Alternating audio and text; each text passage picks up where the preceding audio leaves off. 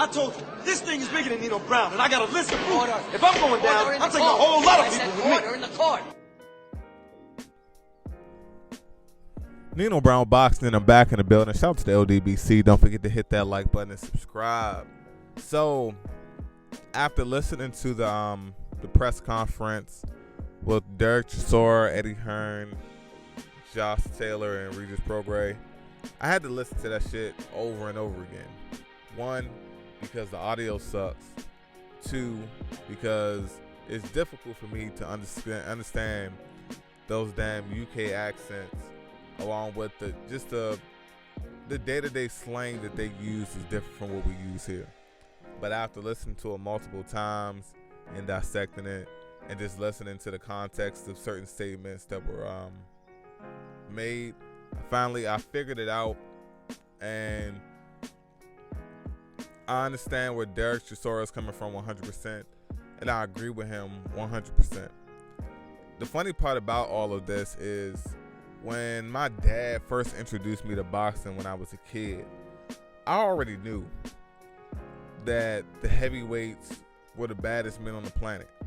And I never, like, when I first got introduced to Floyd Mayweather, I never understood, as a kid, I never understood how is Floyd Mayweather, this small guy, so much more popular than any heavyweight when this is boxing. This is about the best fighter, and he can't beat those guys. See, I was looking at it from the perspective of, in everyday life, it's not weight classes. And if you got some guy that walking around in the street that weighs 147 pounds, I'm not saying that a guy that weighs 147 can't beat a guy that weighs 220, 230. It's possible, but it's highly unlikely if these are just two regular guys with the same amount of training and they have the same exact skill set. The bigger man is going to win.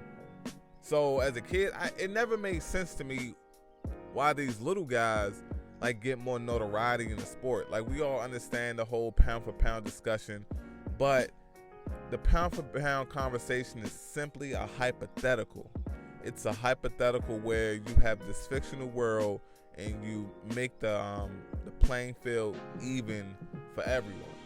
But that doesn't even factor in the chin, because to take a punch from a heavyweight is completely different from taking a punch from a guy that weighs 140 pounds. But going back to the Derek Chisora, he's 100% right. He's saying, you're coming to my city, you know, these are my fans. To my understanding, Derek Chisora was the main event. He said the whole World Boxing Super Series Muhammad Ali trophy hasn't even been talked about for about 6 months now. And to put these guys on my card with the expectation that I'm going to take a backseat to these guys is basically like you fucking me with no Vaseline if you expect for me not to say anything. So respect to Derek Chisora for standing up for himself. Respect to Derek Chisora because he strategically chose this time to say it. Like, when he first started talking, he said that he needed to say this to the media. So basically, so it can be public outrage for the people that side with Derek Chisora, but also to let the people know that if changes aren't made, if he's not accommodated financially, or changes aren't made to the overall card where he's the main event, he won't be on it. And that's definitely a power move for a guy that's fighting in front of his home fans, his home country. And you got guys like Regis Prograis and Josh Kelly. Josh Taylor. See, I don't even know that. I can't even remember this guy's name. But you got guys like that are fighting on the card, and they're not even a household name. Like, no disrespect to any of those guys. I'm not gonna disrespect them and downplay their accomplishments because I agree with Derek Chisora.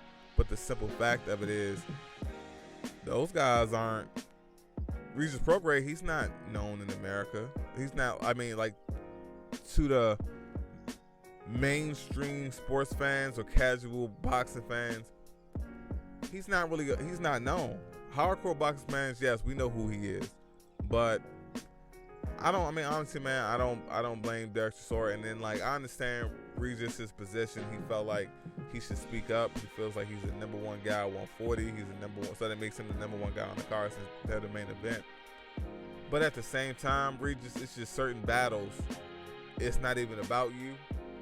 I wouldn't even have said anything. It's just the whole idea of these little guys in boxing let their position based off of the politics cloud their judgment when they're trying to just enter in a confrontational situation with a heavyweight. It's not like the expectation for them to be a bitch about it, but sometimes, man, you just got to be realistic. So, hat goes off to Derek Chisora. It was another interview after the fight. After that press conference where Eddie Hearn dove into it a little bit and said some shit about, he kept repeating like, well, clearly he wants to be the main event. And I'm like, well, obviously that's the case, but it's not just the main event. He wants more money. And I just want to see like how this progresses. I want to see if Derek Chisora openly comes out and say, okay, yes, he was satisfied with a certain amount of money, or if they make him the main event. It seems like it's clear that the World Boxing Super Series has some type of arrangement with Eddie Hearn for that to be the main event. It's just clear as day to me. That's what I believe. So, guys, we'll see how this turns out. Ultimately, it was very entertaining. Gave me even more of a reason to like Derek Chisora. He's one of those guys where he always puts on entertaining fights. Very similar to my favorite fighter, Jarrett Hearn. Some people, of course, I got to throw my guy up in there. But, hey, man, entertaining stuff. And my hat goes off to Derek Chisora. Eddie Hearn, get your shit together because you just got exposed. It's Nino Brown Boxing. Shout out to the ODBC, and I'm out.